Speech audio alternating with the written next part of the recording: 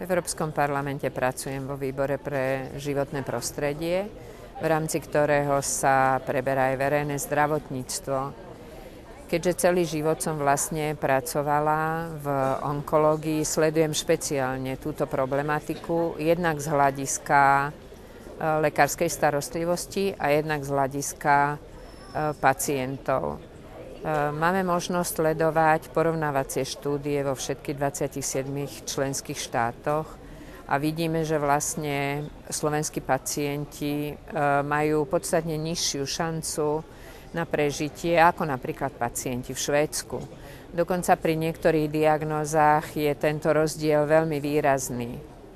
A snažím sa práve pôsobiť na obidve strany. Jednak v Európskom parlamente upozorňovať na tieto témy a na tieto rozdiely a svojím spôsobom aj ovplyvňovať prideľovanie niektorých prostriedkov, ktoré môžu pomôcť slovenskému zdravotníctvu. A na druhej strane aj upozorňovať v rámci rôznych stretnutí na Slovensku našich lekárov na onkológii, ministerstvo. Mala som diskusiu s pánom ministrom o dôležitosti Národného onkologického programu, ktorý zatiaľ nemáme, ale samozrejme pri svojich stretnutiach napríklad so ženami na povinnosť a potrebu preventívnych onkologických prehliadok. V Európskom parlamente špeciálne sa snažím pôsobiť v rámci tzv. Skupiny MAC, to je Members Against the Cancer, kde práve v rámci týchto porovnávacích štúdií potom rozpracovávame ďalšie programy.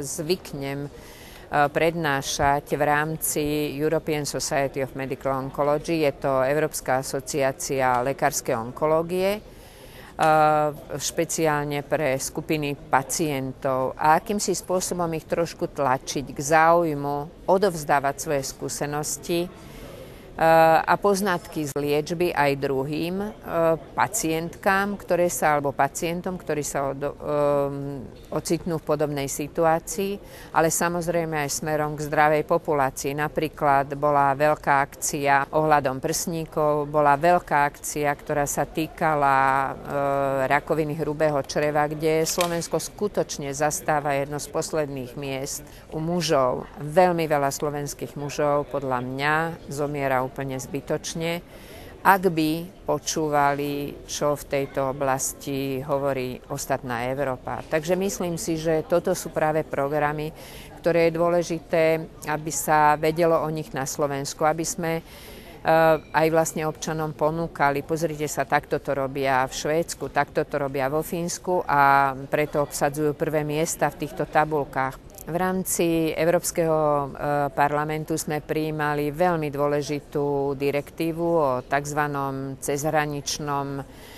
Možnej cezhraničnej liečbe pacientov a sú tým myslené predovšetkým napríklad niektoré raritné ochorenia, ktoré sa vyskytujú v menšom počte na Slovensku, alebo niektoré ochorenia, ktoré sa na Slovensku vlastne ani nedajú liečiť. A práve tu je veľmi dôležité naše vystupovanie zo štátu, kde liečebná starostlivosť je hradená nemocenskou poisťovňou.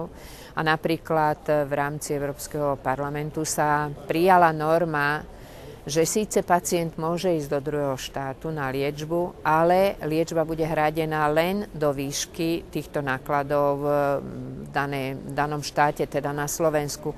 Čo je nemysliteľné, lebo zase by nám to vytváralo určitú diskrimináciu medzi ľuďmi a dalo by sa povedať, že osud pacienta záleží od toho, v ktorej časti Európy býva. To nikdy nesmieme pripustiť. A práve smerom k týmto upozorneniam spočíva moja práca tu v Európskom parlamente aj v pôsobení na pléne, že upozorňujem, že my nesmieme si dovoliť robiť diskrimináciu pacientov a o tom, aby o osude pacienta nerozhodovalo len miesto v Európe, kde býva, ale napríklad aj jeho peňaženka. To nesmieme nikdy pripustiť, pretože špeciálne onkologická liečba je veľmi náročná, veľmi drahá.